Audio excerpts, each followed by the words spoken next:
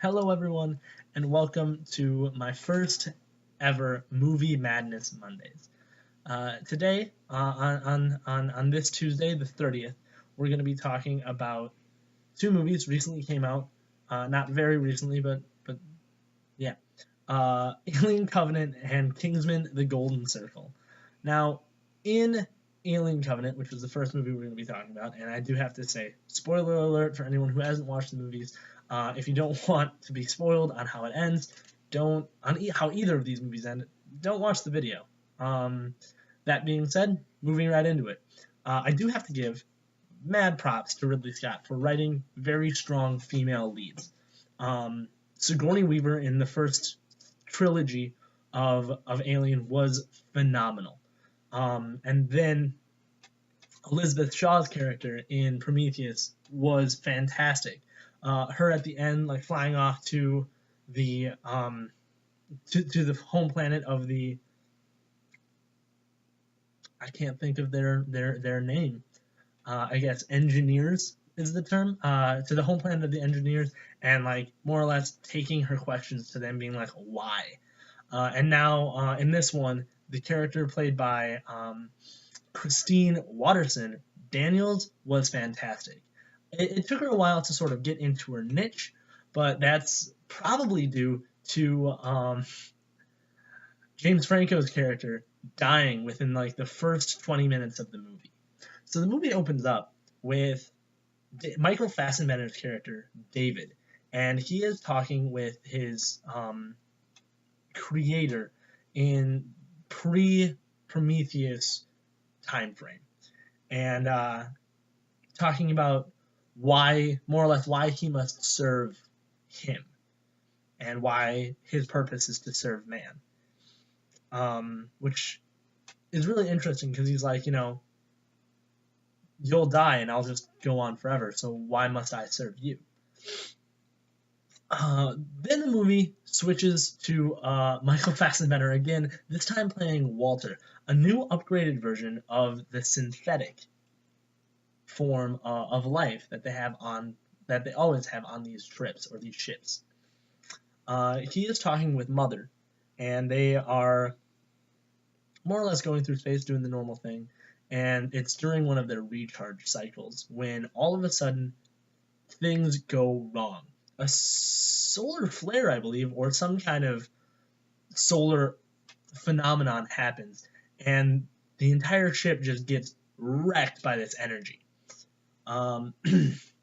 causing a bunch of haywire with the life support decks and the cryo chambers. Thankfully, none of the colonists were hurt because it's a colonist mission, but a lot of crew members did not survive, that including the captain of the ship, James Franco. Captain Oram, the second person in charge, then takes over, and they are fixing the ship when Danny McBride's character intercepts a sort of rogue transmission from this random planet. And he has devised that the rogue transmission is Take Me Home, Country Roads by John Denver. Really funny scene where he's like, I never joke about John Denver. Very funny. They land on this planet, which happens to be the engineer's home planet, and, well, if you couldn't guess it, there's almost no life on the planet, or human animal life to speak of, mainly because of things that you learn later. They're looking through things, I guess would be the thing. They're exploring the colony, or they're exploring the planet because Captain Oram thinks that this is a better choice to colonize than their original destination of Origai 6. So they go down, land. They're like, yeah, we could set up right here. They end up finding the ship from Prometheus, and inside they find the transmission, which ends up to be Elizabeth Shaw singing "Take Me Home, Country Roads." I'm not sure why they went with that choice, because she wasn't going home. However, it's a very interesting concept.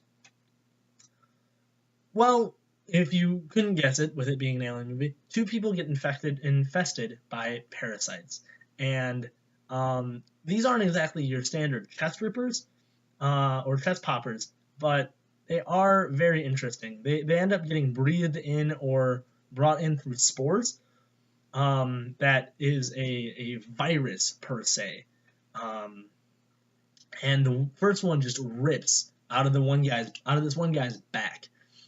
Very graphic, very gruesome scene, very awesome scene. Highly suggest watching it. Well, they end up just a bunch of these sort of not exactly xenomorphs, but xenomorphs just start running around and basically tearing up the remainders of this crew, minus the three people who stayed back on the ship, which include Danny McBride's character, Tennessee. They proceed to end up getting saved by David, who has a fully formed body thanks to Elizabeth Shaw. Well, come to find out, he's been sort of engineering these creatures, which turn out to be facehuggers. And long story short, there's a really cool synthetic robot fight, a very cool crane sort of grabbing fight with a xenomorph. Another xenomorph ends up jumping out. Actual xenomorphs. I will have to say, this is the first time, chronologically, that we get to see actual xenomorphs. Facehuggers, xenomorphs, chest rippers, the whole thing. I believe that Ridley Scott has another 3 or 2 movies in mind for this prequel trilogy, or for this prequel series, and I'm really excited about it. I think he's doing a really good job with this, and the ending is really, really interesting, because all of a sudden, you don't exactly see the end of the robot fight between David and Walter. However, you do see what appears to be Walter running out of the sort of mausoleum that they're in. They're all on the ship, everything's going good. All of a sudden, oh no, Xenomorph comes in, and they end up killing the Xenomorph by blasting it out of the airlock, along with half of their equipment, which honestly probably not the best idea, but when you're fighting an evil alien that can probably kill anything in its path besides maybe a predator, probably smart. Well, and of course Sigourney Weaver, but probably a smart idea. The crew, or what's left of it, which is Danny McBride's character and Catherine Waterston's character, end up going back into their cryo sleep.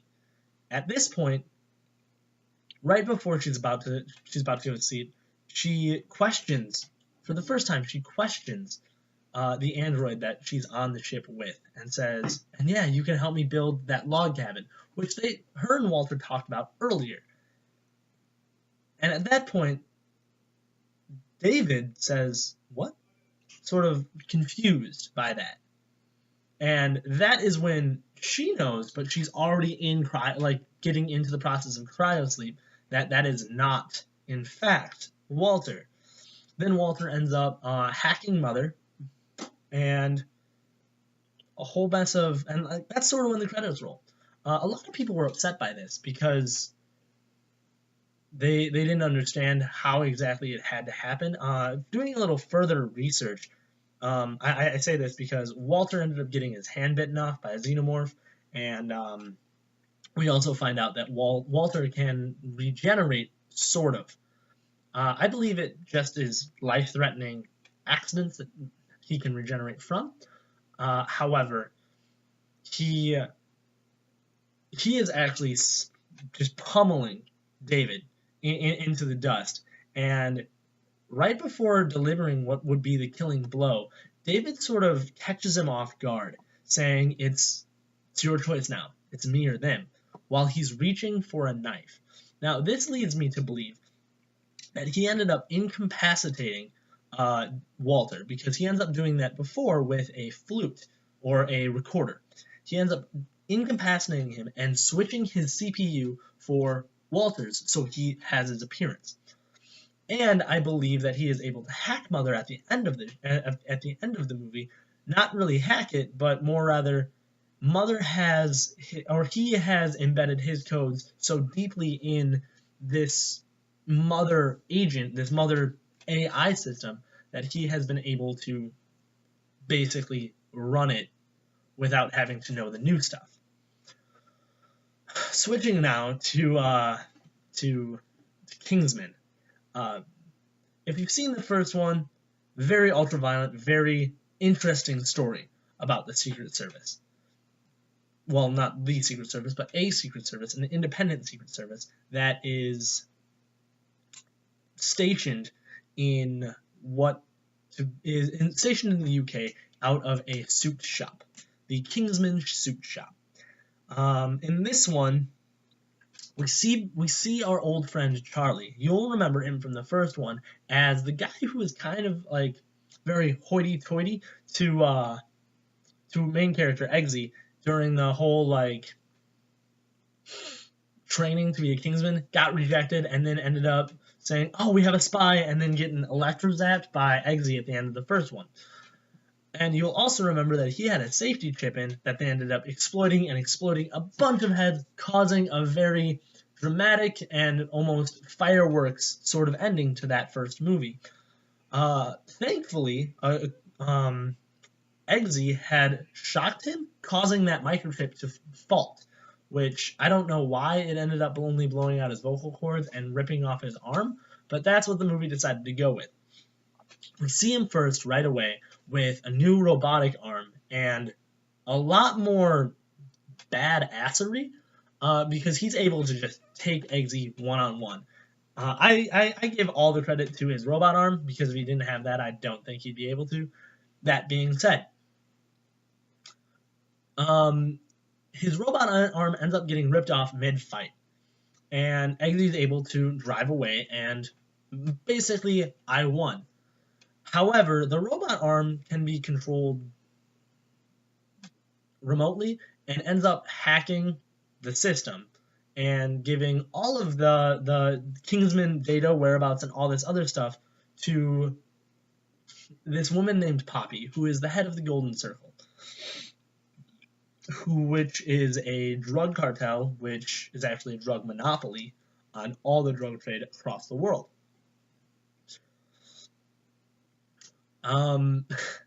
Her island, or I guess secluded area, is in unfounded ruins that she has upgraded to look very 50s-esque. There's a diner, there's a bowling alley, there's a salon. It's very 50s. It's very 50s nostalgia, which she actually makes a comment on. We also find out that she has kidnapped Elton John in the prior film when I think his name is Valentine, Samuel L. Jackson's character, is kidnapping everyone else. She ends up kidnapping Elton John, and she's very into robots. I believe she says they're more reliable than any other hired help, as she has 2 robot dogs. Moving on, the movie then continues with Eggsy and Tildy, or Princess Tildy, I believe, Danish princess, who is Eggsy's, I'd say, girlfriend at the time. And this is the first time that he's meeting her parents. Which he wears his glasses, which are his sort of mode of contact with everyone else in the agency, and is able to impress them very easily through research being done by his friend Roxy from the first film. During this dinner, a bunch of missiles end up taking out almost the entirety of the Kingsman staff, leaving leaving only Merlin and Eggsy to be the sort of lone men standing. So they have to end up doing the Doomsday Protocol, which is to go to an alcohol wine tasting store or a wine shop and use, or a liquor store, let me rephrase, a liquor store, and use wine tasting room 3. Very similar to using dressing room number 3. They end up finding a bottle of Statesman whiskey, which they perceive to be a joke at first. High-class humor is what Merlin says. And after drinking more or less the entire bottle, and both of them being completely drunk, Merlin has, or Eggsy has the fine idea to end up checking the bottle, looking at it a little more closely, and seeing that it was brewed, or distilled, I should say. It was distilled in Kentucky, and the K is the Kingsman symbol. This leads them to go to Kentucky and end up meeting the statesman, the American side of this independent sort of agency. This is where we find out that Collin Farrell's character, Galahad, is actually not dead and is suffering from a sort of retrograde amnesia, causing him to believe that he is a butterfly studier, or I believe a lepidopterist is the term. He has an eye patch because his eye got shot out, and but thanks to Halle Berry and Channing Tatum, who is Channing Tatum's character is named Tequila, and Halle Berry is Ginger. Thanks to those two, they were able to stop his premature death by the hands of Valentine using what they call alpha gel. It basically stops any sort of damage from happening via the bullet, and then they go through and use nanites to sort of repair the brain. At this time, we see that there is a blue rash, is what they use is the term they use in the movie, which is a sort of side effect of Poppy's drugs, and Channing Tatum ends up having it. So this brings in a new character. I believe his name is Whiskey, which is their more or less top agent at the Statesman, and they have Galahad, Eggsy's character, and Whiskey have to go on to a different mission to track the whereabouts of Charlie's ex-girlfriend, who he is still in contact with. They end up going to this bar in Glastonbury, and not bar, a party, a concert in Glastonbury, and Eggsy ends up having to put a tracker that gets absorbed through a mucous membrane. If you can't guess, they end up pretty much almost having sex. Before having sex, he calls his girlfriend, like the responsible adult he is, and says, I mean, you know, you're the girl I want to spend the rest of my life with. And she, of course, says, well, is that a proposal? And he's like, this is something we need to talk about more. And that leads them to more or less break up, or her to just stop talking to him. She ghosts him. So he plants the tracker, leaves, is able to get her whereabouts, and then because she's not talking to him, he ends up going to a bar and getting just completely hammered, and figures out a way to cure Galahad's Collin Farrell's character's retrograde amnesia by buying a dog who resembles Mr. Pickle and planning to shoot it in the face. This brings back a whole flood of memories, and Galahad is once again back and ready to go. They end up going to, or following, I should say, or tracking, I should say, Charlie's ex-girlfriend or current girlfriend or whatever you want to call it to a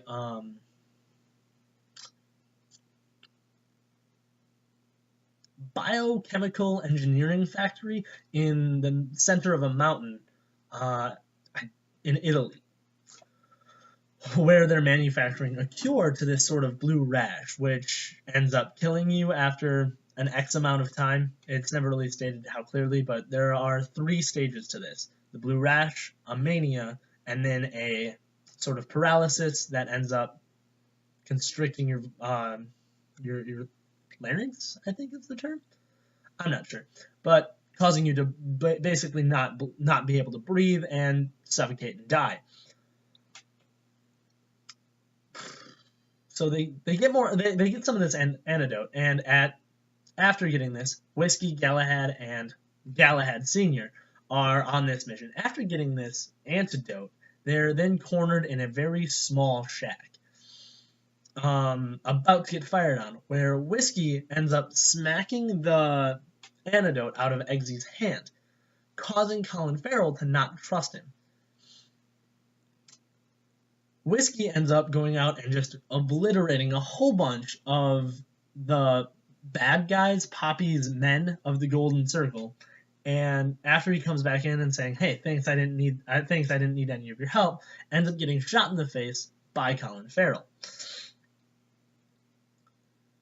There's very awesome fight scenes, very awesome rope tricks by the American statesman, and the movie actually ends up climaxing in Poppy's sort of not warehouse, that's the wrong term. In Poppy's hideout lair, ancient ruins that she's made 50s, I guess would be the best term. And the movie actually comes to I would say the climax would be when Eggsy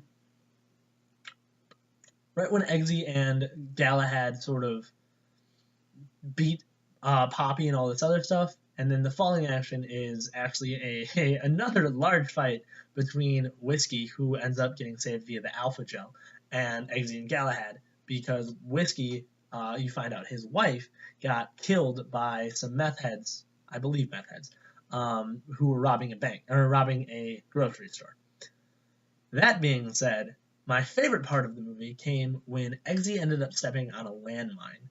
Now, Merlin, who this is his first time being on an actual mission, ends up coming to his rescue by taking this can of what looks to be an aerosol sort of shaving cream and stating that that they'll have a split second once it freezes the triggering mechanism, pushes him off, takes his place, and says that their journey together, his and Eggsy's, started a long time ago, back when his father did the same thing for him and Galahad. Galahad said, no, our journey started a long time ago by a mistake I made. Let me take your place. Where Merlin says, it's too late, the can's empty, I don't have any more. You guys have to go on and complete the mission.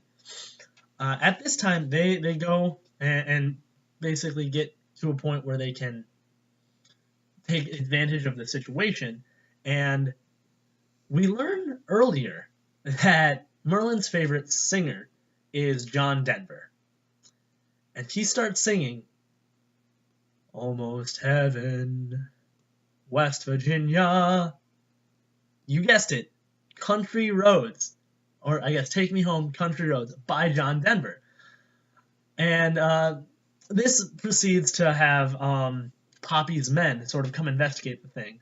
And he gets to a part where he can sort of take a giant breath, ends up knocking out the guy by headbutting him, and this causes the rest of the men to sort of like guns up and like come at him. Poppy told her men that she wanted him taken alive. So they come kind of cluster in, and he finishes with a resounding such a good note, and steps off of the landmine, blowing all of them up, proceeding to start the sort of climactic events that happen following. All in all, I'd probably say both of these movies, fantastic sequels, very good movies, definitely on par, if not almost better than the first. If you get a chance, I'd say watch them. Well, those are the movies that I've watched recently. If you have any suggestions for what to watch next week, or what you should have me talk about for next week, please leave them in the comment section below. If you have something, if you think I went too long, let me know. I can probably shorten it up. But thank you for watching. Thank you for sticking to the end. Have a good one, guys. Later.